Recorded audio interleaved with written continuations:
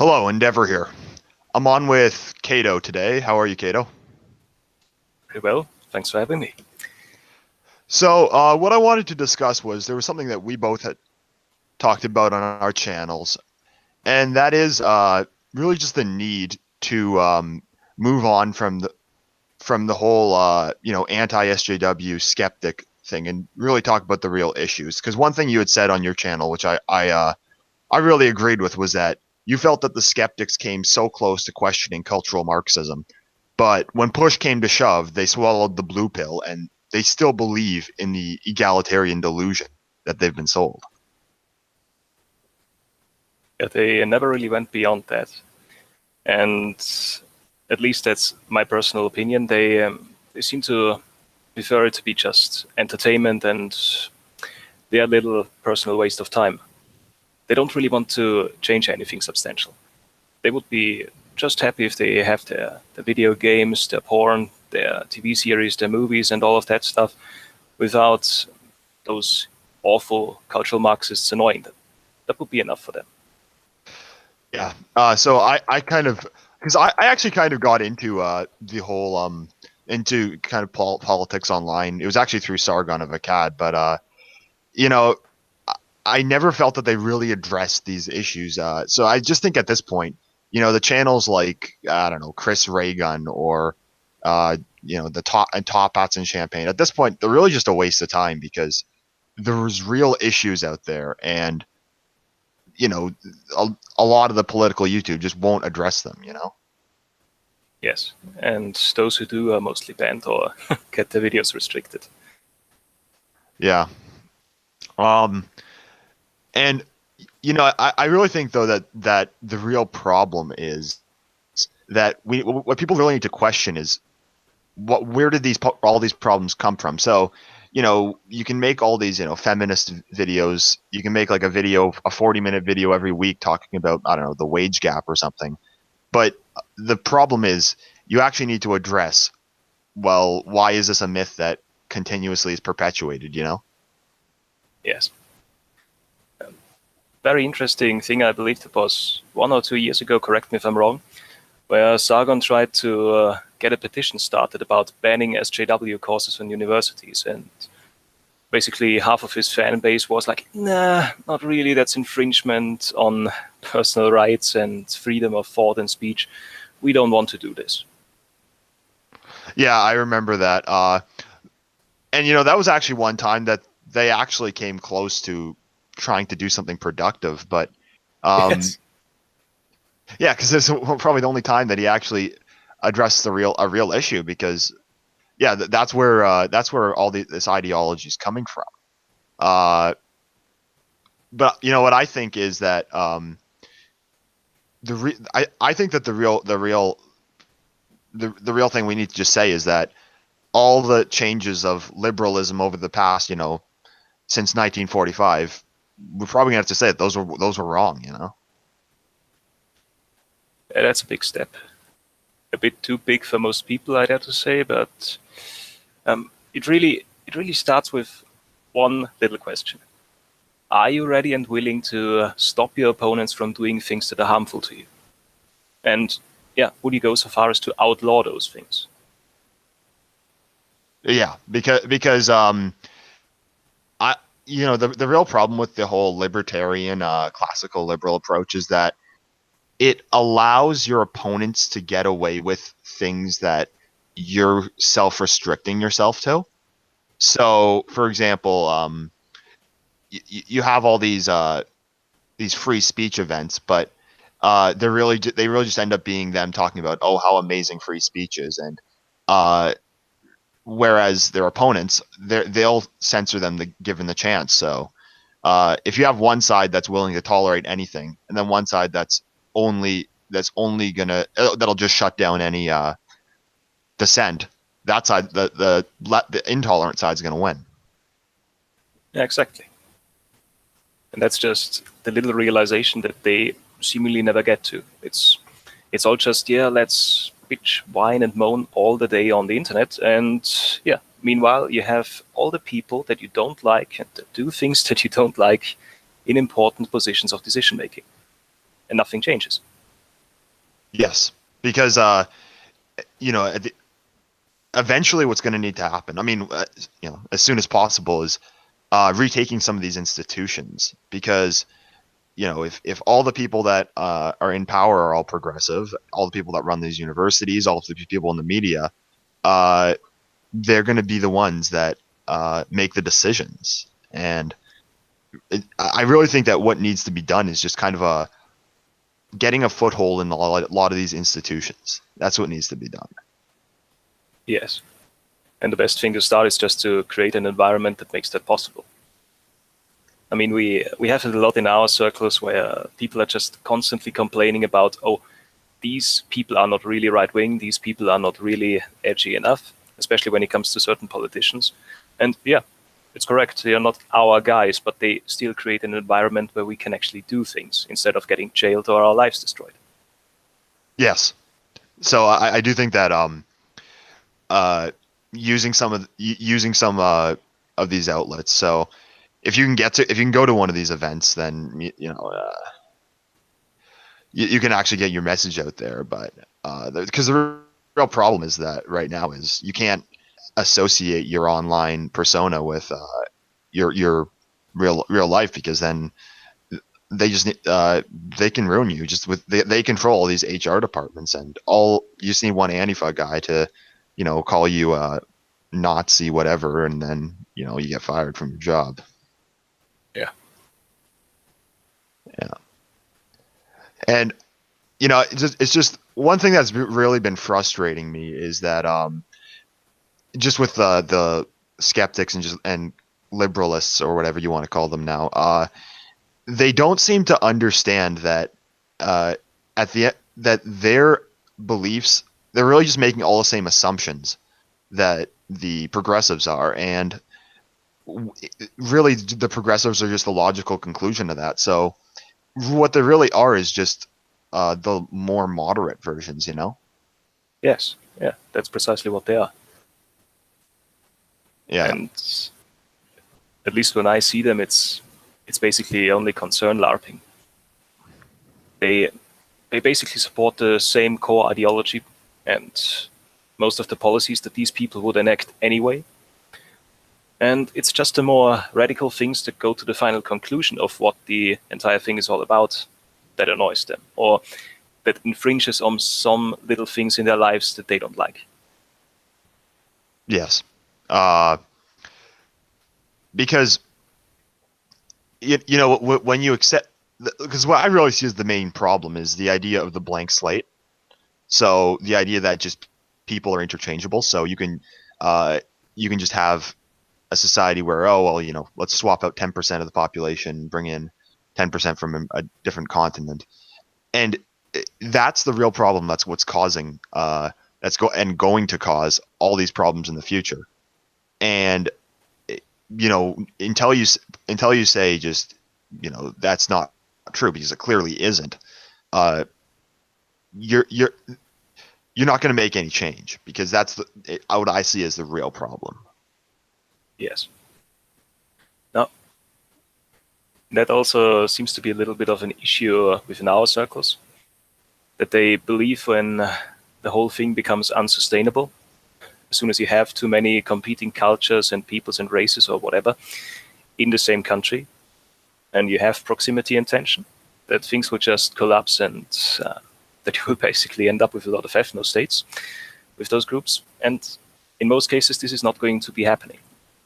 You will end up with something that is like Brazil, very dysfunctional, but still a basically functional state. That is what slowly happened to the United States, to Germany, to France, to Great Britain. You just have a population that is, when it comes to politics, not really allowed to make any reasonable or far-reaching decisions. Exactly. And what I will say is that I feel that individualism, the idea of it that's preached a lot on the internet, it's just false, because once you get a society that, hell, even if it's like 5% that's not acting as an individual, but 95% that is, the Yeah. ones that are acting as a team, they're the ones that are going to win, because they have Exactly. all these organizations. They can push policy. They have an interest. They have all these goals in mind. And if you, I mean, at this point, it's like if you have like 60% of the population acting as individuals, but everyone else acting as collectives, it's going to be the collectives that win. Exactly. That's how it's going to go. And what I just say is that, like, in a world where a movie like Get Out makes the amount of money that it is, I'm at just the point that I just think, screw individualism, because at this point it's not going to win us a thing. Yes. Yeah. It might be nice on a short-sighted personal level. I understand that. And I personally came into the thing where I am now through libertarianism, so I know all of the background. But you just come to the conclusion, or at least most people that seriously think about it, that as soon as you have even a small collective that goes for its own interests, it will always outcompete atomized individuals. Always. Exactly. And just I think having a collective is just basic self-defense, because and people have to understand is that all the other collectives, they're going to be profiting off of your own expense, because I really look at the world as kind of a zero-sum game, whereas, well, if you can only one person can win, and everyone else kind of there's only a certain amount of I guess just prosperity out there, and if you're not willing to defend yours, yes, if you're not willing to defend yours, someone will take it. One thing that I thought about just the last days ago was really this idea that you have with Jordan Peterson and all of these new figures, and a lot of those skeptics. It's just that we need to go back to classical liberalism. And I really thought about that, what it actually means to basically restore a system that was the breeding ground for all the problems that we have right now. Just exactly. The sheer insanity to seriously believe this. It's a little bit beyond me. Oh, yeah. Well, what I heard people say is that these guys all grew up in the 90s. I mean, not Jordan Peterson, but most of these skeptic guys grew up in the 90s, and they so did I, and a lot of people that think like me. Yeah. So not really an excuse, no, is it? Well, I don't know. It's just they're being nostalgic, but yeah, because what really needs to be questioned is, how did we get to this point? Because I've said in a video that the skeptics, they only got angry in 2014 when the feminists started ruining their video games, and they've never once questioned how they were part of the people that brought this about, and because they were part of the new atheists originally, and they were all for deconstruction, taking apart traditions, taking apart nationalism, and they don't realize that they were part of the problem that caused this in the first place. Yeah. The funny thing about the whole atheist movement, at least to me, is the exaggeration that they always had, especially towards Christianity. As if Christians would go after atheists. They can be their godless individuals all day long, as long as they want to. It is not as if really faithful people that see Christianity, for example, as a core of their identity and personal lives, they don't care, as long as it doesn't impact them. Exactly. And I think there's really two. The only thing that I wanted to say, but the other way around, that's another story. Oh yeah. Because all of these atheists, they have no issue to basically create laws and infringe on other people's personal lives. And this was something that you always saw with these guys. They never really had an idea, or simply the little thought, that this might be wrong, that this might be morally awful. Yes. Yeah. Well, I think there's two real problems with that. Is one is atheism. Like, you'll often hear on the internet from all these fedoras is, well, atheism is just a lack of belief.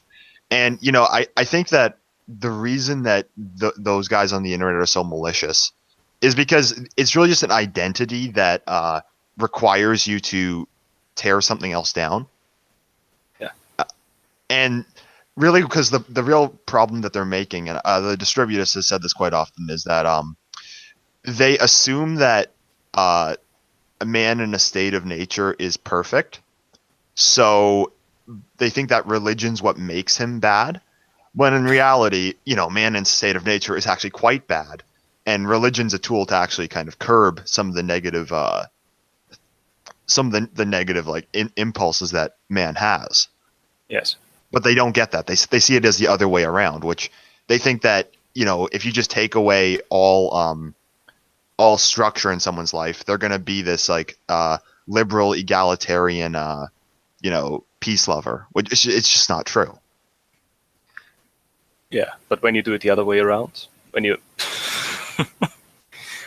let's just say you take your fedora tipping standard atheist and you take a look at them, and most of these people, they are just really empty, hate-filled, really hate-filled people. I don't have other words for that. Yeah. Continue.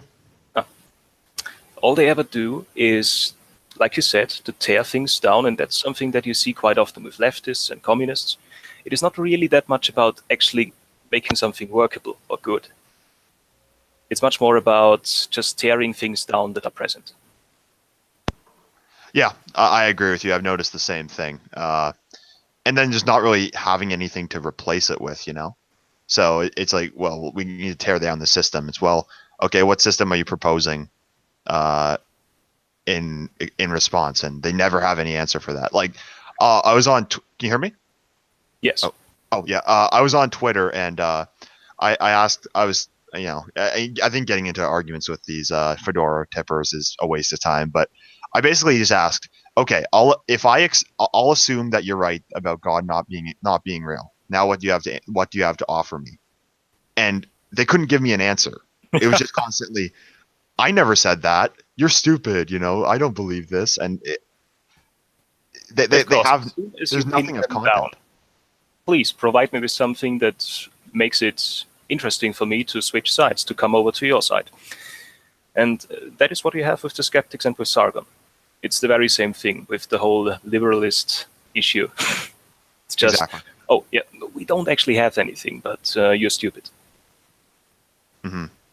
And another thing that about the liberalists and the new atheists and this crowd is what they don't understand, because what the real threat is Islam. And what they don't understand, though, is that they don't care if you say you make like fedora memes at them. They don't care if you tell them that they're illiberal. I mean, they make their gains by they make progress by not being liberal. That's how they get all these special protection. It's by playing the victim and all this stuff, and by just saying at them, oh, that's illiberal. They don't care. It's working for them. So why on earth would they change? Yeah, that's exactly it.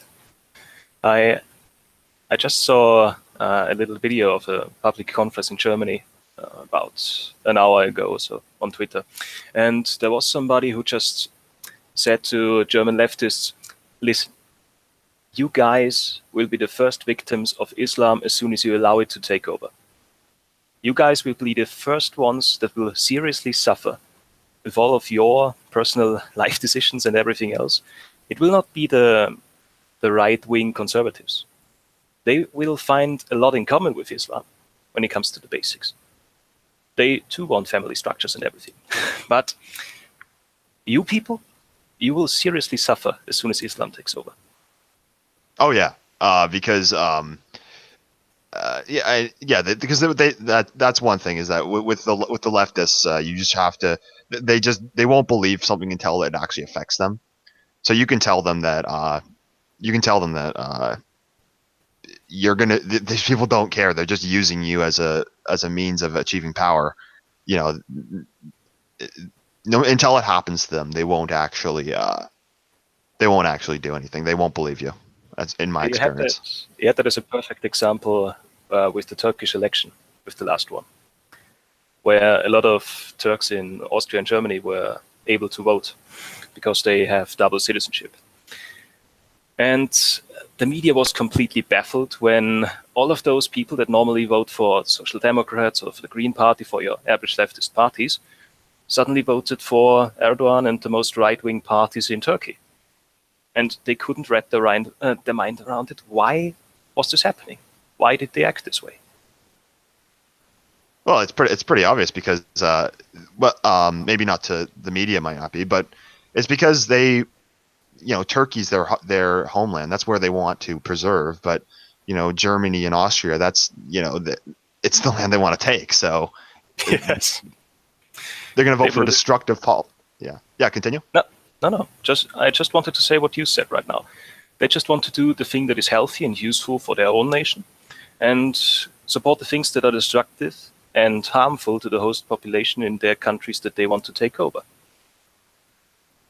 Yeah, but I really think that that countries like Turkey, it's just a sign that liberalism is dying, really, and trying to trying to keep it on life support, I just think is going to be fruitless because everyone's turning away from it right now. And if you're the only guy trying to hold up this kind of self-restrictive system, everyone who just ignores these rules, they're going to be the ones that win. Yeah.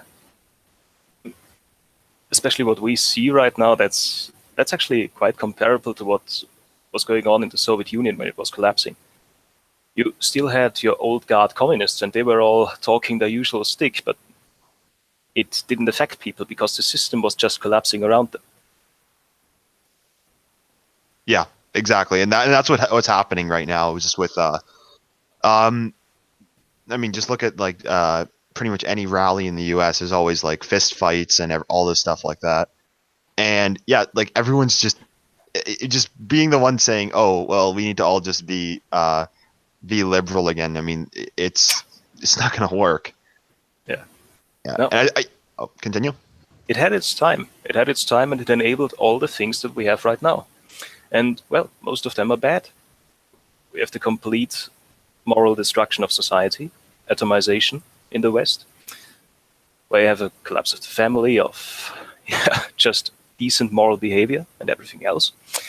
And then you have giant monopolies in the industry that basically do as they please. And then there is the population replacement, and so on, and so on, and so on. And all of that is the final result of basically having 100 years of liberal rule. That is what you get. Yeah, exactly. So, what I really say is that it's a bad idea to judge a state based on personal freedom and individual rights, because what a state really needs is to be sustainable. So it needs to actually have a way of perpetuating itself. So it needs to have these traditions. It needs to have and also rules that allow people to have families and pass on what they learned from their ancestors, to pass it on to their descendants. That's how a state and society just perpetuates itself. But if you have one that's focused on individualism and individual rights and all this stuff, no one's going to be focused on that. It's all just going to be a me system, and you can't run a society like that, because it will collapse eventually. Yeah, completely agree.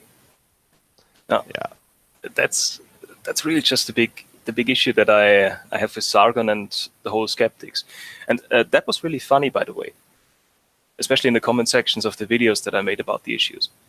I had tons of these people that were longtime fans of Sargon flooding in and being really bitchy that I dared to define them, that I dared to call them skeptics and to say, yeah, I label you now. That really pissed them off. Yeah, because I know that. Well, I mean, now they have labeled themselves the liberalists, and they're already a meme. So, yeah, but they shy away from that too. What I had quite often was just like, you don't understand what skepticism actually means, or we aren't actually part of the skeptic community, and it's the same thing with the liberalists. It's just inconsequential bullshittery, nothing else. Yeah. They just and I think that. No, sorry, go on. Oh yeah. Well, because one thing I said was that skeptic is just a label, really, to just identify a kind of a group of like classical liberal atheist types. But what I mean, they're not really skeptical about anything though. Because what I said in one of my videos is like maybe it's time you start being skeptical of classical liberalism because you think maybe the system that is in place that's creating all the things that you're complaining about, maybe you should be skeptical of that system. And then they just freak out when you say that. They'll say, "Oh no, it's the best system in history," Yeah, that's exactly the point. That's right. And for me, it's a little bit funny because I followed this whole community for 5-6 years or so. So I basically know what I'm talking about. And they never really questioned the core principles, although they always gave themselves this label of questioning everything and tearing everything apart, if it is functional or not. And they never really came down to democracy, egalitarianism, and left-leaning liberalism, all of those things. Exactly. So what I think is what needs to be done in the discussion is we need to question. I think people need to do right now is just question, all these assumptions. So like, is egalitarianism true? And I just think it is not true. It's not a moral statement. I just don't see it manifesting itself. Yeah, we see it in our daily lives, don't we? Yeah. You just have people that are more capable or less capable in certain areas. You have people that are physically or mentally capable to do things, or they are not capable to do those things. It's just blatant. If you really go ahead and say egalitarianism is the real thing because we should be all equal and it's just external things that keeps us back from being that, it's bullshit. It's complete nonsense. Yeah, exactly. And it's just anyone who looks at just the world will be able to tell that it's just not true.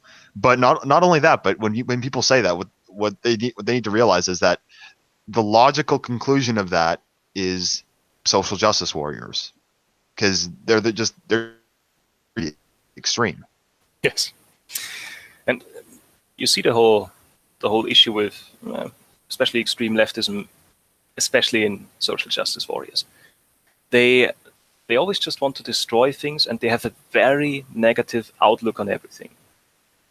It is not that they actually provide some sort of utopian master plan for how to get the society that they want to see. They just want to tear down everything, restrict everybody, and simultaneously they preach the exact opposite. Yeah, and one thing I do kind of find ironic though is what the skeptics and new atheist types, what they don't seem, what they've made their arch enemy, feminism. They don't realize though that feminism, it's the result of egalitarianism. And if you look at women that aren't feminists, they're all religious. So just being like an atheist and opposing religion so much, but trying to make feminism your arch enemy, it just makes no sense. Yeah.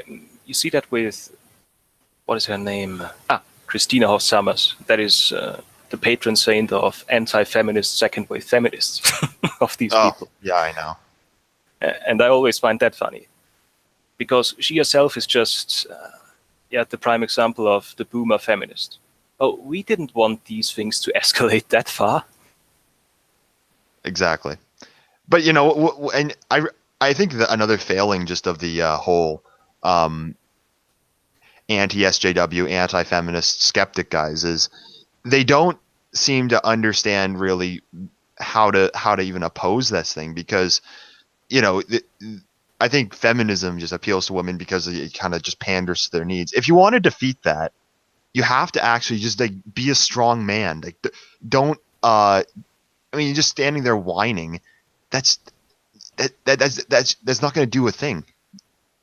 Yes, and that's that's just the thing that annoys me so much with the whole MRA crowd. Exactly.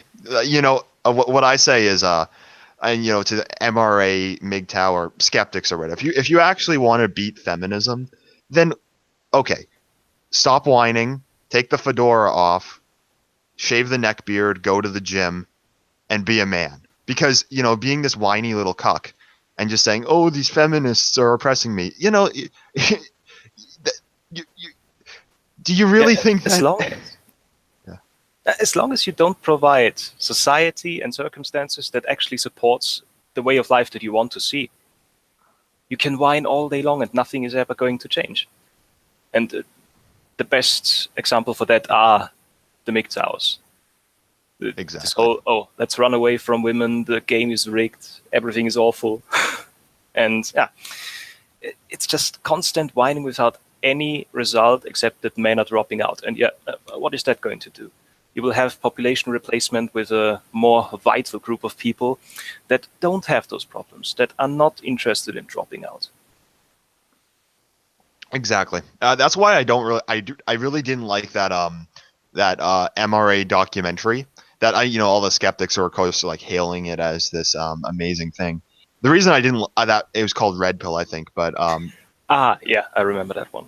The reason I really didn't like the idea of it is because it kind of is saying like, oh, men are all these, oh, we're so oppressed, we're so like such victims of this. It's like, okay, what we need is men to just stand up and be a man. That is why things like feminism take off, because these men in these modern Western countries are so weak and just cowardly, Yes, it really starts with the basic things. If you cannot say no to things that are obviously harmful as a man, and you don't even dare to stop them, yeah, of course that's uninspiring. Of course that's not going to get anything done. And when you take the viewpoint of the woman, is there something more pathetic and disgusting than a weak man? I don't really think so.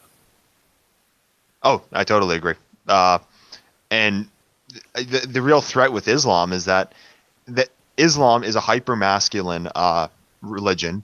They have like an ethos. They have a strong in-group preference. They have high reproduction rates, and it's just so much more powerful as a societal force than liberalism is. And if the West doesn't actually create, men and women in the West don't actually start living in a way that can compete with that, it's going to capitulate, and Islam's going to be the one that wins. No, it's really the simple fact that right now the West and liberalism as a system is doing everything wrong that can possibly be done wrong. And Islam, as much as you might complain about the Arabs, lower IQs, and all of that stuff, when it comes to the basic cultural necessities, they do so many things so right that it is not even a competition. It's just a matter of time if we don't do anything about it. Oh, absolutely. And they're playing and I mean, Islam's playing for the world. They have like purpose in their action. And I really like that one video you made that about people blaming Islam for everything, like say Pat Condell. Ah, yes. That's another big problem. Yeah, because you can whine about Islam all you want, but the thing is, you're not going to change them. You need to change yourself, because, and another thing I say is that, well, in 1938 there weren't these Pakistani sex gangs kidnapping little girls in Britain. There weren't terrorist attacks. Well, Islam hasn't changed a damn since then. Well, what has? We have.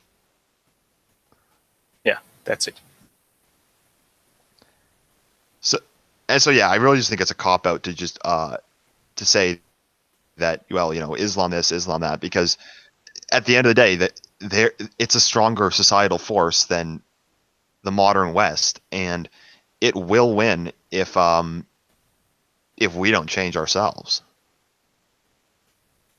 Yeah, the West collectively. It doesn't matter if it's Europe, Australia, the US, New Zealand, South Africa. Although that's another issue on a whole other scale. If we don't get our guard up, if we don't get back to the usual basic defense mechanisms that a society needs to sustain itself, if we do not do that, we are gone. And no politicizing and bitching and whining and holding up principles that are doing nothing is going to change that. Exactly. Because I always hear, people say, "Oh, we need Enlightenment values." I say, screw that. We need strong men, and we need we need strong men and an ethos to run society off of. That's what we need. We need a purpose, really. Yes. And that all of that has been deconstructed. All of that has been eroded away during the last, you could say, 200 years, starting even before the French Revolution. At least I would say that. And yeah, now we have the final result. We have a completely defenseless society that upholds nothing that is really important except selfish nonsense. And it really is nothing else than selfish nonsense, in my opinion. I agree. And that's why I just say that, like, just developing this kind of primal sense of defense, of like self-defense and actual like preservation, and actually having like a society to preserve. That's really what the West needs at this point. Yes. Because even if the Islam, agree. Yeah, even if the Islam issue just went away tomorrow, it wouldn't matter, because the birth rates are low and everything. It'll still collapse eventually. It's just a matter of time. You still have the same problem.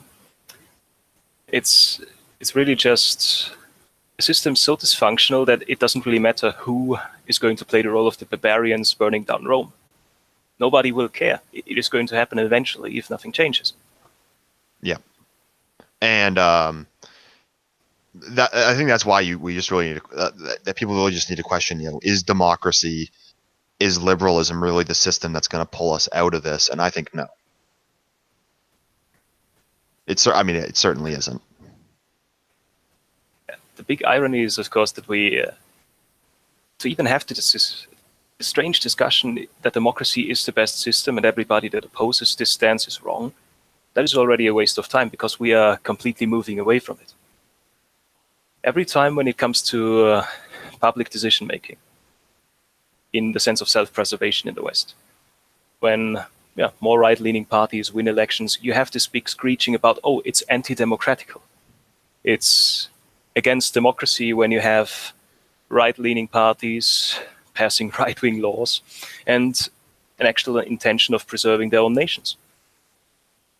And what we have right now is basically going into this strange form of anarcho-tyranny, where you have this framework of supposed democracy, and in reality, you don't really have any say at all. It is just your monopolies, your oligarchs, your politicians that will tell you one thing and do another thing that are going to make the decisions. And we see that right now. It just becomes more and more of a police state in many Western countries. Oh, exactly. Like in Britain right now, it's getting dangerous to be a right winger in Britain, because they're going to there's a new one going to jail every day. I've heard the number 10 arrests daily for hate speech. Yeah, and continue. No, just go on. Oh no, well, there's one thing that actually there's one story that I learned a lot from. It was I actually attended this one anti-government rally, and Antifa showed up to oppose us, and I just thought, yeah, and other than the fact that these guys were all like 5'3" cucks, I just thought, why are these so-called anarcho-communists protesting in favor of the government? And what I pretty much learned there was that these guys aren't anarcho-communists. They're really just the useful idiots of the mainstream politicians. That's all they really are. And they have this double standard all the time. Do you remember the one where Trump decided to bomb this airfield in Syria, and you had Spencer and Enoch doing their little rally in front of the White House, and you had Antifa show up, and Enoch was just shouting over to them, "Hey, you do realize that we are demonstrating against war? Are you pro-war? Are you pro-Trump now?" And they were baffled by that. Yes, exactly. So, I think what really people need to realize is that like the Antifa, the social justice types, they're really just the vanguard of the bigger system, which is like, the liberal democracies in the West. What they really are is just they're the ones trying to preserve the mainstream. So, they're the ones that have been brainwashed that, equality's great and like, oh, Western civilization's so oppressive, and that and real because if you look at their actions online, they claim to be these communists, but they're not doing anything about like neoliberal economics or these big corporations. It's always going after people like us. Yeah. I actually have a video in the work where I just compare the old left, the real workers' movement, the labor movements, and their stances on things like nation, race, and group cohesion with the new left that we have today. And that is really an interesting comparison when you take a closer look at it, because it's just the complete opposite. The most hardcore anarcho-syndicalists in the Spanish Civil War, they would have just lined the Antifas of today up against the wall, just because they're so dysfunctional and stupid. Oh yeah, I totally agree. Was one thing I made a video a few days ago about what the difference between the old left and the new left is how the old left was focused on things like socialism, class struggle, labor unions, stuff like this. The new one is focused on this like whole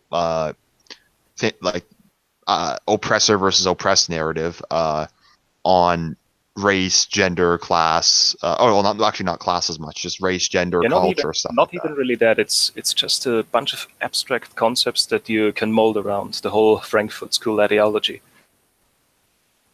Yeah, exactly. I mean, that's what people mean when they usually say cultural Marxism.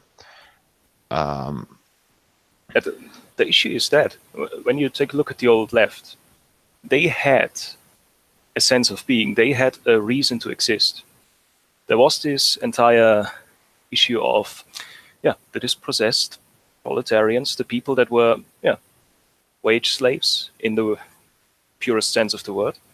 And they didn't have an identity or really a belonging like, let's say, farmers or craftsmen or other people in society had. They were, to a certain sense, alienated. And of course, this was a problem that needed solving. Now, if socialism or communism is the solution for that is another question. But it was a sincere problem. Right now, it's just completely empty bullshit. Completely in the favor of neoliberals and neocons and all of their mad new world ideas. Yeah, because I think that really the real foe is the just the mainstream. It's not these people on these the people on the college campuses and stuff like that. That's just their henchmen. They're the ones just upholding the politicians, neoliberalism, and all this other stuff. Because that's the real thing that needs to be questioned, because the progressives they hold this cultural dominance over everything, and you have to look at really the root of these problems. Yes. Isn't that the real issue that Sargon and his guys always have? That they only go after the one symptom, this whole feminism SJW thing. That it's getting boring when you watch one of their videos right now about those issues. It's just boring. You just think to yourself, all right, you said this how many years ago already, and what are you doing about it? Exactly. And like what I said is, I don't need to watch a 40-minute video a week telling me why the wage gap isn't true. What we need is new ideas that actually question the systems that put these ideologies in place. Yes. Yeah. if you don't get to the core with all of these issues, you don't get anywhere. And we can have different approaches to why that is, why people like Sargon don't want to go there. Might have personal reasons, might be that they really are that stupid, which I don't think. It's in most cases just that they have their little niche, their little nice place where they can, to a certain extent, be edgy, but they don't really want anything more than that. Well, Sorry. Yeah. I just wanted to say they are already a part of the issue. They are part of the problem. Yes, I would agree. With the entire existences, actually.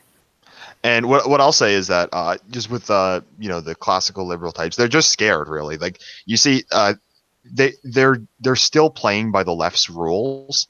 So, the second that one of them says, "Oh, you're a racist," or "You're a sexist," or whatever, they then cower and then say, "Oh, no, I'm not. No, I'm not. I swear I'm not." And the second they get you to do that, they've beaten you. Yeah, that's it. And what you really need to do is just say, you really just need to question, well, these concepts, that the left is using, that A, they don't make sense, and B, a lot of them are just probably natural human instincts. So, it doesn't make sense to play along with this whole idea that, egalitarian is the most amazing thing, and it's amoral to question it. Yeah. I mean, it's already a big question. Why do you even want to be defensive towards these people? Why do you even want to cower away from them and just hope that they leave you alone? It doesn't get you anywhere. If you don't go ahead and deconstruct their ideology and their structures of power, if you don't go ahead and tear that down, what are you achieving? Nothing. And that is, and I totally agree with that. What really needs to be done is deconstructing the kind of using the left's, medicine against themselves, is deconstructing their ideology. So, whenever someone, online calls me a fascist or whatever, I just say, okay, what's your point? Exactly. Because continue. Yep. I just remember I had this conversation with some hardcore communist just a week ago, and that was really interesting because we talked about, and this was one of the rare communists that he could actually have a conversation with. So already a rare one. And we just talked about society, needs in society, and certain power structures. And I didn't really hold back what I believed in, so we immediately came down to, oh, you're pretty much a fascist, you're pretty much a Nazi. I'm just like, can you even define what that means? And that was really the point where he didn't really have anything to say. It was just some stumbling things about authoritarianism or a will and need for power and things like that. But if it really comes down to it and you ask these people, what is fascism? Most of them don't even know what to say. Exactly, because the word fascism, it pretty much is just an insult that they use. Of course, these people have never read like the doctrine of fascism or anything like that. But it's an insult that they could fling in your direction to get you to essentially backpedal and say, "Oh no, I'm not that." And yes, and that's the real trick that they have. That's how they beat you, is by getting you to admit that, by getting you to kind of accept their own standards of good. Yeah, precisely. As soon as you go there, bend down and say, oh, I am not a fascist, I'm not a Nazi, I'm not an anti-Semite, I'm not an evil right-winger, I'm none of those things that you accuse me to be, you already give in. You already allow them to basically lay out the roads that you are going to beat down on. Yeah, and that's why you can't like just spend all this time trying to justify yourself to these people. And this is what I really hate about a lot of these skeptic videos, is that it's constantly like them trying to explain, how we're not racist, we're not sexist, but then it's like you're just doing what they want you to do, and that's just to explain to them how you're not all these things they accuse you of being, because then that's just how they shut you down. Yeah, but that is really a sign where you can see that they come out of the atheist movement, because that is something that they themselves never really seem to understand, that as soon as you remove religion or certain moral structures that are built up on tradition or religion, yeah, you are left with nothing. And you immediately need to rationalize everything, and you essentially can rationalize everything. So, hey, let's have trannies educate your kids about homosexuality and how awesome it is. Not an issue.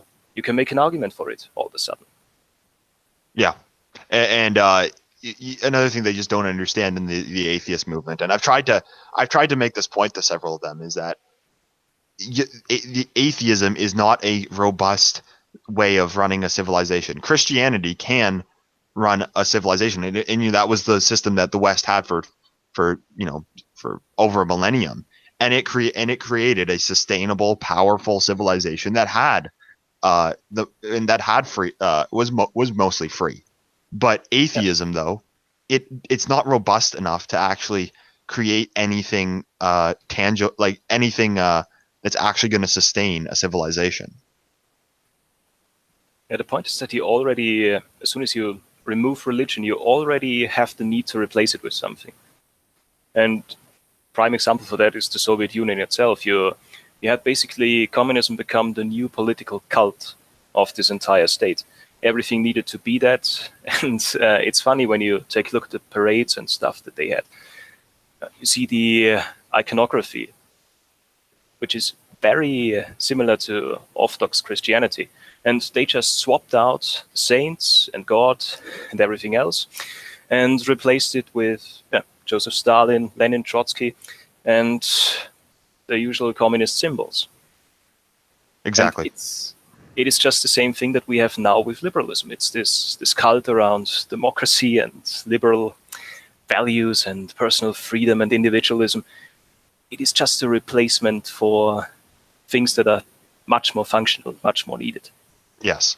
Yeah, like right now, I can, for example, just to show how, like, leftism and kind of progressivism is a kind of a religious thing, is I went to the bank in my city, and I turned on the bank machine, and then this rainbow circle lights up and it says diversity is our strength. It's like, I'm like, okay, yeah, no 1984 stuff here.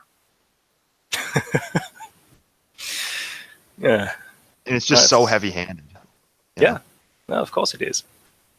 And I really have to find the video. I'm going to send it to you as soon as I pick it out, where you just have this, the whole cult around celebrities, important singers, actors, and stuff like that, where they are basically treated like saints or important figures to be, to give you life structure and identity and ideas. So when you would have your basic, let's say, late medieval peasant, and he would pray to a saint for good harvest, now you have your average Western wage cuck thinking about, I don't know, Nicki Minaj, Brad Pitt, one of those people. Basically giving ideas, structures, and example for their lives, and we see how that turns out. It's a bad replacement. Yeah, and I just think that also that the reason that SJWs and all this stuff and get college students is, I mean, obviously pretty much all of us here would say that their ideas are horrible and that they're really destructive. However, it kind of gives these students who probably have no meaning in their life kind of a sense of meaning. And like I just don't get that from the idea of just individualism, because they're looking for community, they're looking for stuff like this, and the people that are offering it are far leftists. And I'm sorry, but just saying that individualism, like identifying with, I'm a doctor, I'm this, that doesn't give you that sense of community. Yes. Yeah. It really comes down to the question: are there even such things as pure individuals, and in my opinion, there are none. You always have influences. It doesn't matter in which society you are, you will always be influenced by your surroundings. Be it your family, be it religion, be it economic circumstances, be it the political powers around you. All of that has an impact on you. And of course you will develop and you will behave accordingly. Yes, exactly. That's just the case with most people that I know of. I've never met somebody that was really a complete individual and free thinker that was completely outside the basic norms that we now have. Although many of them like to believe that, especially on the left. Yeah, I did like that meme you shared about the free thinker one. Yeah, I think that the idea of a free thinker is a complete myth, because people are shaped by the world around them, and you couldn't even have a society of people that are free thinkers, because couldn't there then be people that think that, that think, okay, well, murder's not wrong, or stuff like this. I mean, you just have no consensus to actually run a society off of. So when these atheist skeptic types call themselves free thinkers, I just laugh and think, you clearly haven't thought that concept out. That is something that you always see with these people. During my early school years, I was actually friends with a lot of anarchists and outspoken communists and Antifa types. And that was basically what cured me of communism and anarchism. I just learned how these people behaved, who they were, and I was just like, no, I don't want to live in a society where these people make the rules or have any say. Oh yeah, I was the same way. It's guaranteed to be a clusterfuck. And I think it's turning out to be one of those. But yeah, another thing that I talked to this one person about is they said that Christianity was useless, but the real problem in civilization was Islam. And what I just asked was, okay, well then why is it that your guys have, like, you have no structure to shape a civilization around. Your birth rates are in the tube. You have no cultures, no traditions, no anything to actually get people to fight, and you guys are just not strong individuals. How is this atheism gonna oppose Islam? And they had no answer for me. Of course they don't. It was just, oh, Islam's horrible. We need to tell people how bad it is. And it's like, well, they don't care if you say it's bad, because you're the infidel. They don't. You will not have a conversation about how ridiculous their prophet is. They will just chop your head off. Exactly. Yeah. And that's what and that's why all these videos telling us how evil Islam is. I mean, that everyone's favorite guy, Kraut and T, made his career off of just saying how horrible Islam is. But I mean, they don't care. They you can tell them all you want how horrible Islam is, but they'll just say, I don't care, you're the infidel, chop your head off, And the other way around, that is just the thing that angers me with these people all the time. It is that even when they realize how unpleasant life under Islam might be, they never really fight themselves through to actually question what would possibly be able to oppose that. I mean, a lot of them basically buy into the full-blown neocon narrative of democracy and freedom dust everywhere, and yeah, we see how that works out. Yeah. Oh yeah, what I've really said is that the skeptics have just become conservatives, like normie conservatives. Really. Yeah, that's actually, yeah. And because if you look at all their ideas that in the Liberalist Manifesto or whatever like that, it's just stuff that you'd hear I don't know, PragerU or Turning Point USA say. I mean, they're adding nothing new to the conversation. Yes. And have you read Mencius Moldbug, the letter to the open-minded progressive? Yes. Yeah, I'm in the middle. Yeah, I'm reading it currently, and one thing that I really enjoyed in the book was where he talked about the Whig progress of history, and that Yeah. essentially what progressives are is the people that are pushing are pushing Whig history forward, whereas conservatives are really just trying to halt the progress. But the problem with like conservatives today is that they've accepted all the progress up to this point, and now they're just saying stop. That's like jumping off a cliff and then trying to stop halfway down. Sorry, you've already jumped. Yeah. And really, if you actually want to push back on it, you need to be a reactionary. Yeah, that's just the thing that we have, at least in our circles, pretty much accepted, that conservatives conserve nothing. And that is something that Moldbug already pointed out years ago. And just that I say it, because I will have people screeching at me that I actually like the writings of a Jew. Yeah, read Moldbug. Good stuff in there. Will get you good ideas, even Oh if it yeah. is from a Jew. But yeah, and I feel like normie conservatives from a few years ago, they kind of just they were just yelling stop in the 1950s 1960s. That's when and the liberalists or skeptics today, they're just yelling stop now.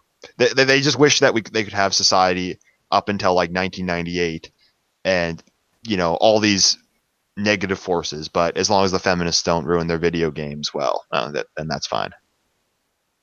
Yeah. No, Yeah. it's the perfect point. It really sums up who they are and all that we can expect from them. Yeah. And because I think moving forward, what we really need to do is just start to question, well, why is this force destructive, and really are the changes that it made, not just up to this point, but are the changes that it made like 60, 70, 80 years in the past, were those wrong? And I think they were wrong,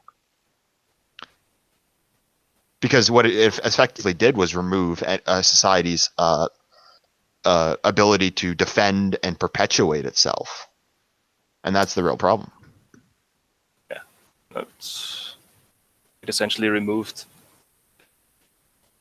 the core necessities to even keep society functional and running. Yeah.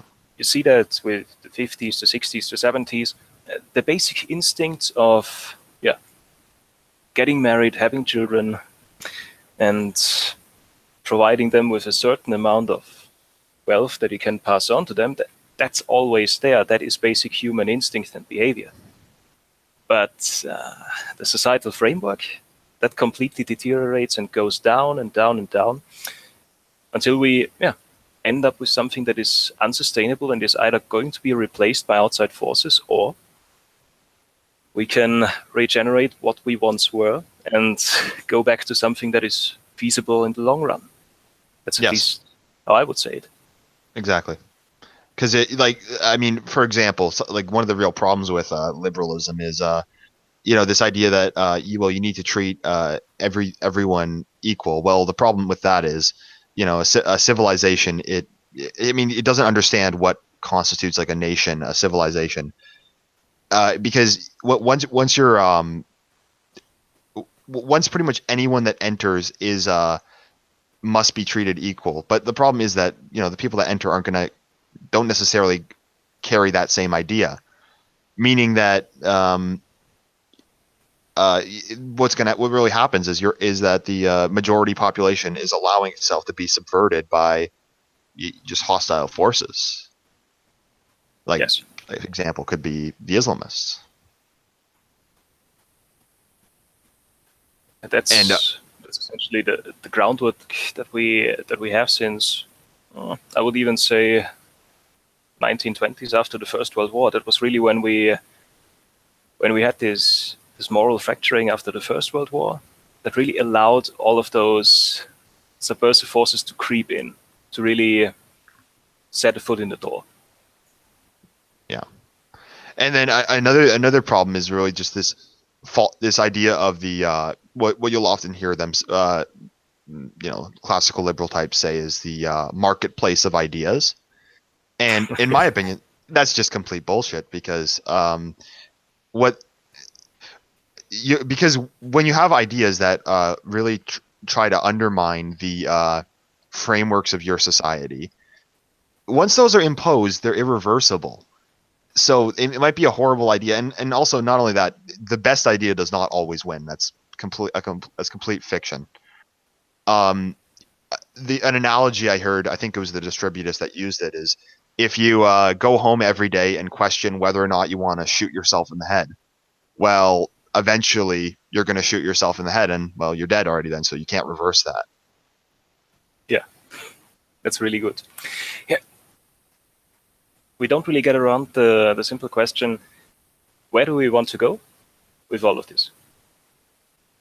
And as long as the Sargonites and all of their kin are not able to actually provide us with an answer for that, we have all the answers we need in regards to them, because what is there to follow if they have nothing to offer? Exactly.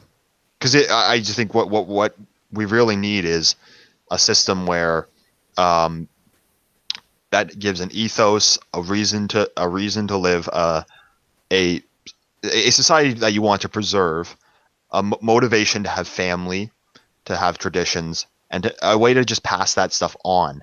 Because A, it just makes for a happier life, and B, it makes for more powerful, sustainable civilizations, and that's what we really need. And this idea that that might infringe on my personal right to watch porn though and have an abortion. It's like that doesn't matter. What matters is actually being able to have a functioning system.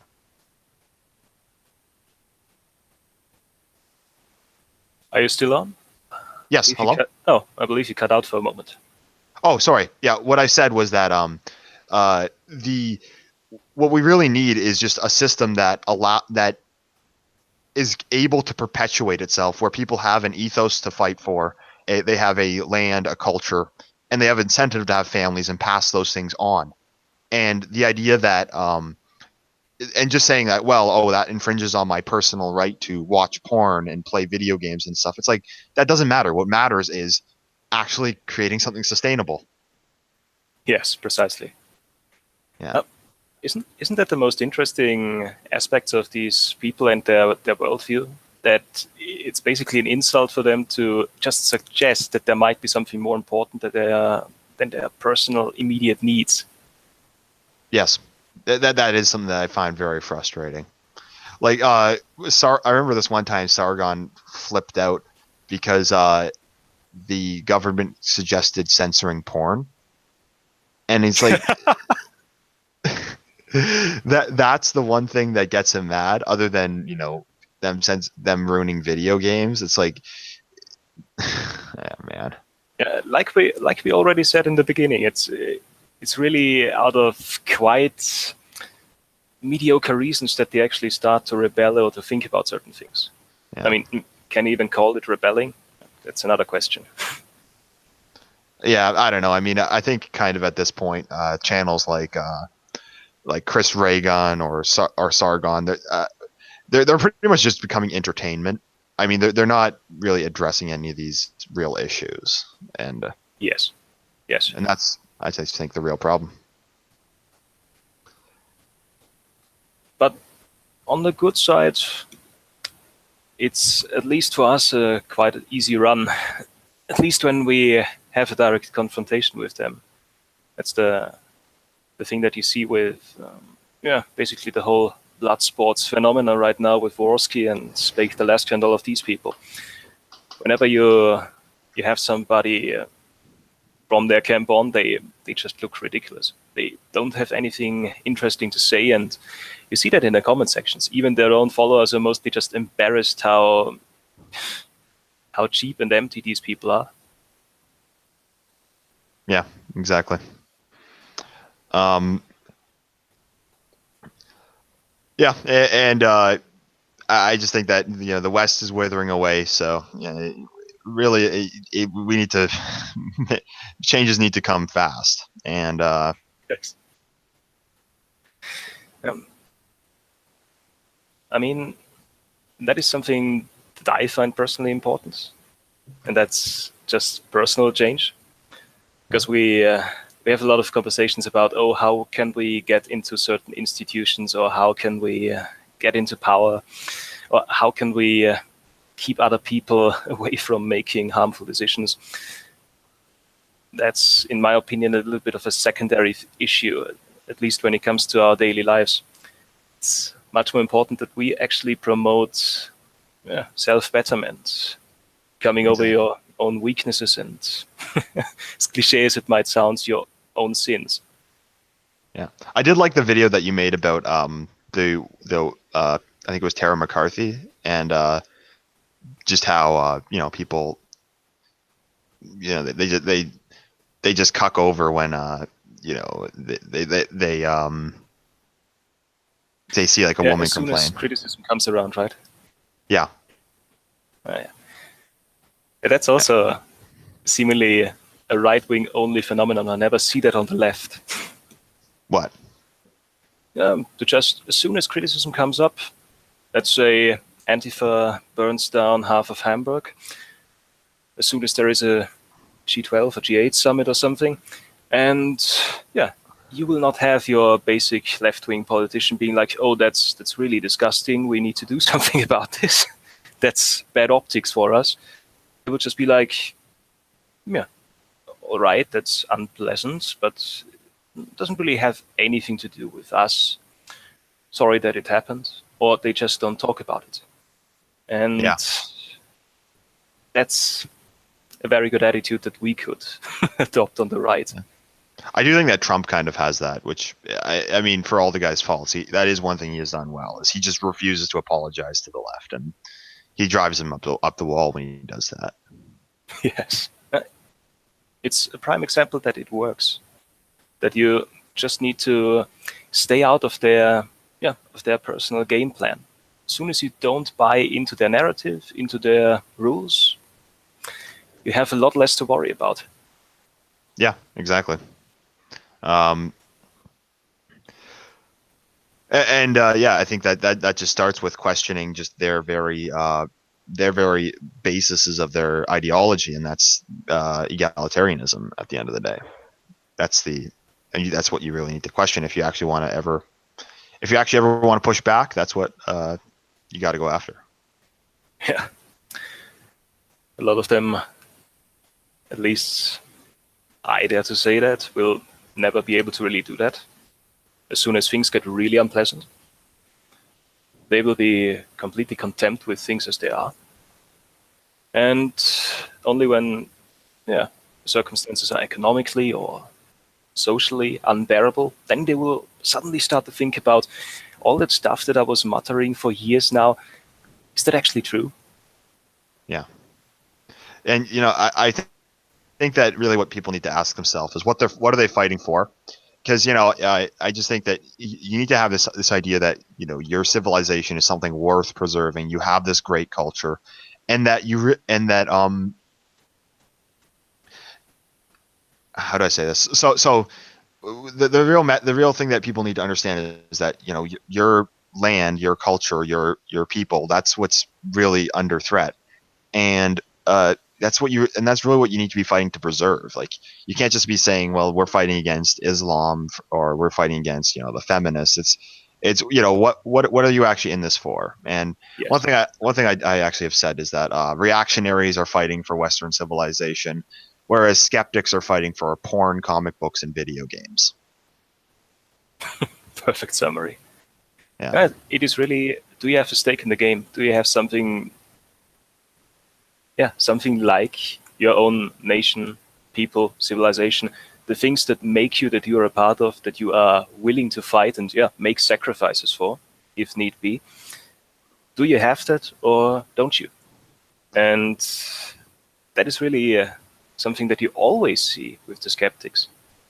Especially, I had those conversations years ago where I just asked those people flat out, would you be ready and willing to fight and die for democracy and all the other stuff that you're spouting about? And No one. The basic reaction that I always got was, are you crazy? Are you mental? Nobody needs to fight and die for anything. And yeah, that is, with most of these people, the basic mindset. They cannot understand that there are indeed things that are bigger than themselves, or abstract ideas that will not really hold up under pressure. Exactly. And one thing I really enjoy, one idea I really liked that I think it was from G.K. Chesterton, was that the true patriot loves his land without a reason for it.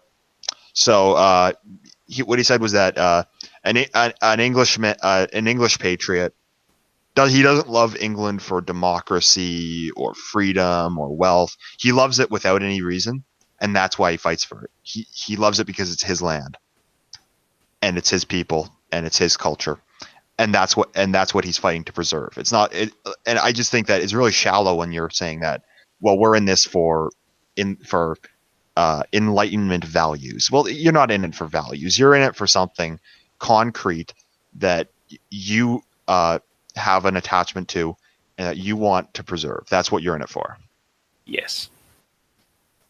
In most cases, just when you put people under pressure, that's really always the best example where you see how much they are actually in it.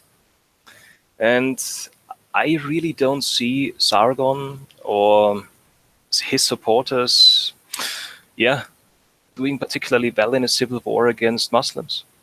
I don't see that happening. Yeah. And one thing that does frustrate me, though, is that they don't really try to embody much of the qualities that really are required to oppose stuff like this. Because I think I'd actually mentioned this a bit earlier, but they're not strong men. They don't come across as strong leaders. They don't seem to be very motivated, and they seem to cuck under pressure. Yeah. And it doesn't even need much. It's a little bit of internet banter and jokes and memes, and it doesn't even take a few days, and Sargon basically disavows his own movement. It was pretty funny what Andy Worski and JF did with the Liberalist trademark. Oh yes, that was. I was actually surprised that they hadn't already trademarked that, because you would think if you start a new movement and you really want to go with this, you would trademark that stuff. You would make sure that everything runs smoothly and you have a basic framework to work off. But seemingly, I guess Sargon had to play Dungeons and Dragons or watch porn or do something else. But I don't think they weren't thinking that far ahead. I don't think. No, that's the other thing, because you always have this. I once watched one of those liberalist streams. I was just interested, okay, do they actually bring up something that is remotely interesting, that does remotely go anywhere constructive? And it was just rambling about, we have those basic Western values. And it was a bunch of empty phrases. They didn't even really go into details. And that really tells you a lot about people that want to define something that is supposed to basically defend the West. Oh yeah, exactly. Because I had to actually watch that 2-hour-long liberalist stream to make my video off of it, and this was just the most boring thing in the world to sit through, because a lot of the skeptic and liberalists, their streams, it's just them complaining about stuff.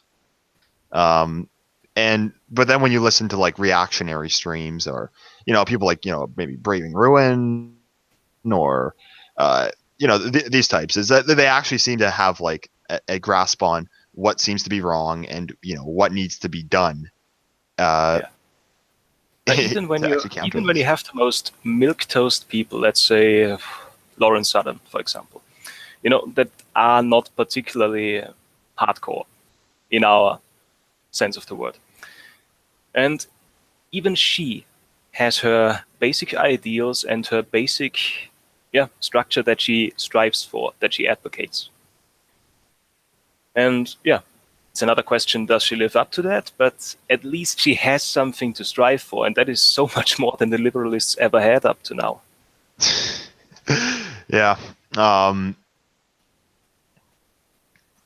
yeah, that is one thing. And one thing I do find funny is that Andy Worski's fake Discord actually got like 4 times as many members.